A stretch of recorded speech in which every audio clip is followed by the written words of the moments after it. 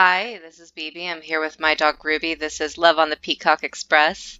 Um, just got off the phone with my ma. She's going crazy because of the quarantine. And so she's called me. She called me out of the blue, and I was like, "What's up? Like, what do you need? How are you doing? Are you okay?" And she was like, "Yeah, I just miss you." I was like, "You're very sweet. That's also, you should probably go hang out with your husband and your three dogs." Like you're gonna be okay. I'm sorry that you're bored. She's an extrovert, so she's going crazy, but we'll be all right. As if I'm doing any better with my virtual dating sims that I'm posting online for strangers. We'll be fine. We'll be back soon. She says, "Hey." Vic lowers herself onto the bed and smiles up at me. Thanks. I smile back at her. Take it easy and leave it to me. Gumshoe Noodles is on the case. I use my most confident walk to stride out of the train car and continue the investigation.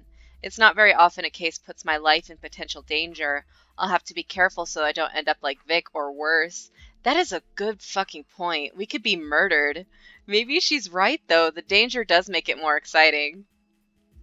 All right. Okay. We've got a lot of ground to cover here. Let's check the hallway first. The conductor keeps this place so tidy, it should make my job easier. Well, obviously, there's a note. I pick up the business card, and it's so familiar that I reach for the one in my pocket to make sure I didn't drop it. It's the steakborker! Sure enough, the card is identical to the one Vic gave me.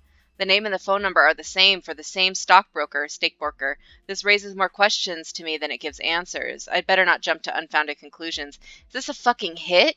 Was, was this a hit? Okay. That was easy. The knife is still open, so I pick it up carefully by the handle. I'm going to go out on a limb and hope that this is before fingerprint analysis. I'm concerned. No, we have email, don't we? You shouldn't be touching that. We do have gloves, though. A red sheen lingers on the blade, turning a rusty color by the time it reaches the hilt.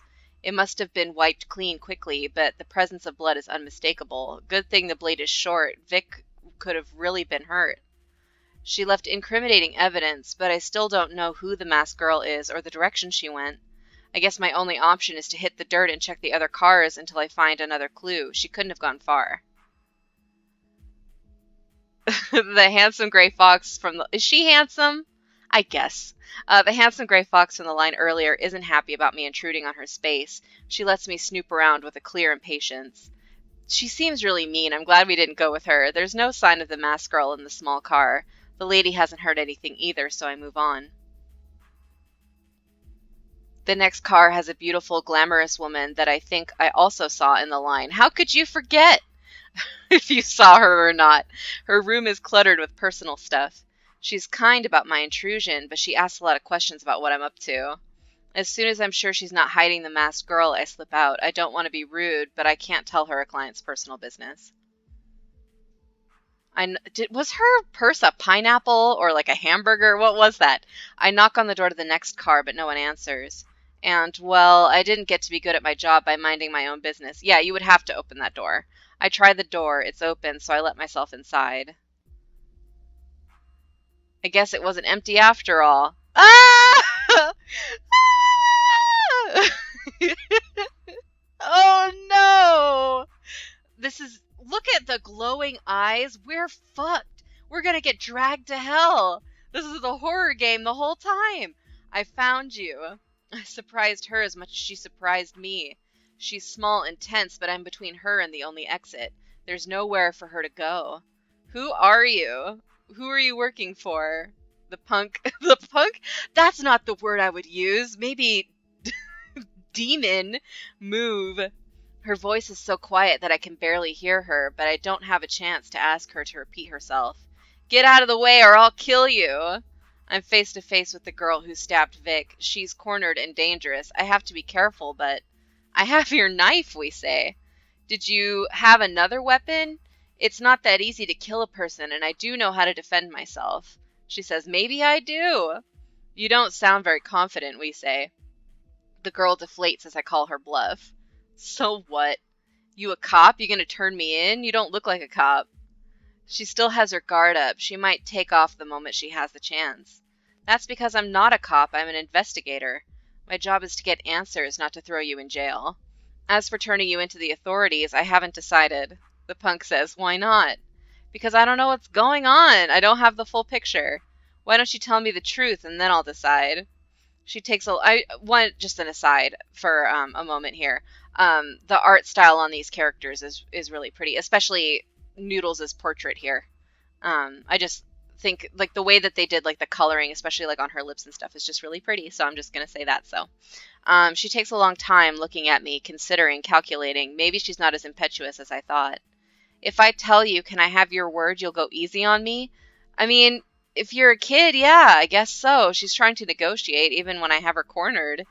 I'm not interested in ruining the lives of young people, we say. But you'll have to take my word for it. She hesitates. She nods. Okay. She pulls the mask off her head.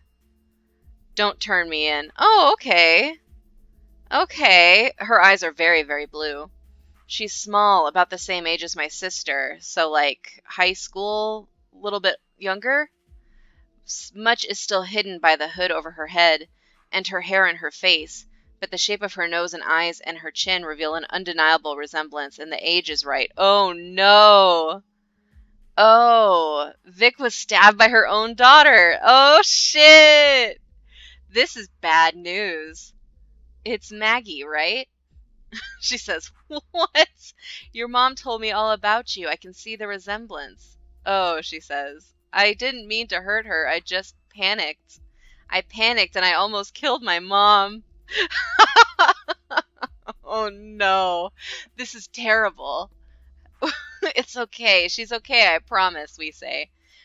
To be fair, it was a gut shot. You don't need a very deep blade to cause some serious damage with a gut wound. But anyway, she's just my sister's age, and her tears break my heart just the same. I open my arms to offer her a reassuring hug, but Maggie glares at me, sniffs, and wipes her tears on her sleeves. I'm not a kid, she says. I sigh. This case has certainly gone pear-shaped, but I think I understand what happened now. You should come back with me to see your mother, and we can talk through it. She says, ugh, I think this one beats any punishment I ever got for sneaking out at night. You fucking think, Maggie? Do you think? Maybe. She's gonna kill me. I wish I could reassure you on how she'll respond, but it's hard to say, we say. I don't know if she has any suspicion that you were involved. But the most important thing to any parent is making sure their kid is safe. That's not necessarily fucking true, unfortunately. I think she'll just be happy to see you. Just based on how she talked about her, though, I don't think that she's got malice towards her child, but we'll see. Maggie sniffs and rubs her tears on her sleeve again. Thanks. I guess it wouldn't be a dating sim if she was a bad person, but who's to say? We had some pretty fucked up people in some of our other playthroughs of different games. She says, you're okay. I smile at her. The hardest part of my job is done, but the confrontation that Maggie has to face will be difficult for her and for Vic. She's taking on the challenge bravely because she knows it's right, even though it's hard. I'm so proud of her. That's kind of weird, Noodles. I won't lie. We say thanks. Let's get going.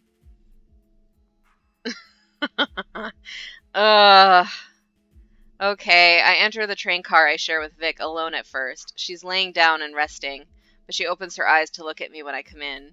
Our sleuth has returned from the scene of the crime, she says with that horrible smile.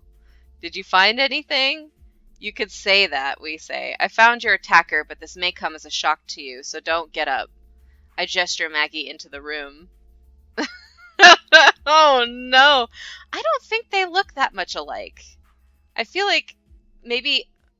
I don't know. Maybe the eye shape a little bit. I'm not seeing it. Maybe it's just my imagination, but I feel like Maggie's a little bit too close. It's like she's taking shelter beside me, and why wouldn't she? I can't blame her, so I try to be the coolest adult that I can be. Maggie? Yeah, it's me, Mom. Oh, no. Vic is quiet for a while. We've gone through so many genre changes. We're in a soap opera now. I can only imagine the things going through her mind. I mean, we don't have any more detail that would be helpful in this situation. We gotta let them at least get started. Stay out of it. Maggie, what are you doing here? What are you doing? I don't understand. Maggie says she looks at me for help. She was so strong in coming here, but facing her mother after her mistakes is still a terrifying thing.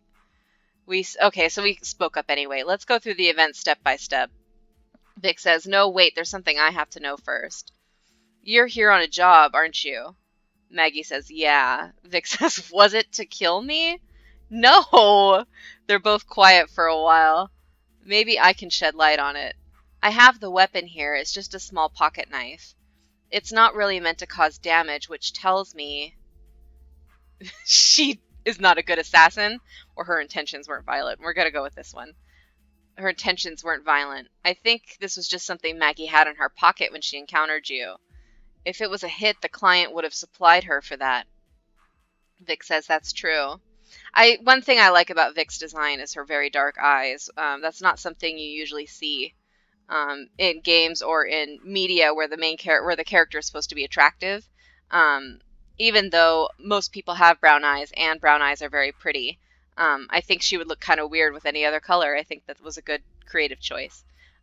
So we say, so what we can intuit from the incident at the drop point is that the stabbing was an accident. So the real assignment for you, Maggie, had to do with the stolen object, am I right? Maggie nods her head, probably too ashamed of what happened to speak up. Can you tell us about what you were hired to do? I feel like she's skewing too young here. Just a little bit. I mean, 18-year-olds are not mature by any stretch of the imagination, but she's acting almost like a preteen-ish. But, I mean, whatever. It could just be, this is a very fucking unorthodox situation, to be fair. So, will you tell us about what you were hired to do, we say. She says, I was supposed to intercept the drop point. She's also so much smaller than her mom. I knew that two people were meeting up to exchange something valuable that was hot, stolen. So I got it and delivered it to a different connection myself already.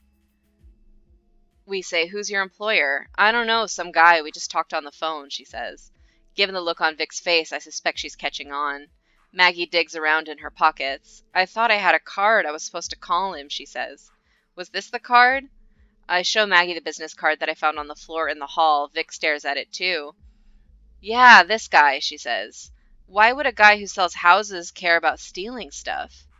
Vic says, honey, he's a stockbroker. That means he sells shares, like the Wolf of Wall Street. Don't tell me you watched Wolf of Wall Street with your daughter. Please. If the mark is a key to a corporation, their assets or their plans, their value could drop.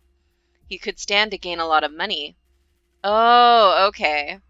Vic, you must know what this suggests, we say. Vic nods. He played me. Is it really possible that he doesn't know you? We say. In my experience, this kind of stuff is the work of someone with a grudge. Yeah, no shit. She says, no, it is possible that he had no idea about either of us or even that we're related. I bet this was all just a ploy so that he didn't have to pay me once the job was done. Instead, he could just pay Maggie, who is a rookie and a much more affordable hire. We both look at Maggie, who is considering the conversation in silence. I do have a question for you, Mags. Yeah? Maybe this is stupid, but did you know that it was me you were going after? Did you do this to take something out on me? This brings Maggie back into her guilty silence. It must be more complicated than a simple yes or no answer for her to hesitate like that. I don't know. I am not a private investigator. I want to say she didn't know. I don't think she knew you were involved. I think when she saw you, she panicked and attacked precisely because it was you and not a stranger. But I'm no mind reader. Mags, is that true? Yeah, she says. Maggie wipes her nose on her sleeve. I didn't mean to hurt you, Mom. I made a mistake. After I ran and I hurt you, I thought, what would I do? What would I do if I'd killed my mom? You'd be fucked forever. I mean, you're still pretty fucked. That's going to be a traumatic experience. That's one for the books. But Maggie blubbers into the sleeves of her hoodie, her words becoming unintelligible. Vic scoops her daughter into her arms to console her, rubbing Maggie's back and murmuring sweet nothings. With a pang, I miss my sister desperately. For now, at least, I think things will be okay with these two. All right. Well, this is a good place to pause then if we've reconciled them, and we'll pick up again in the next episode. See you then. Bye.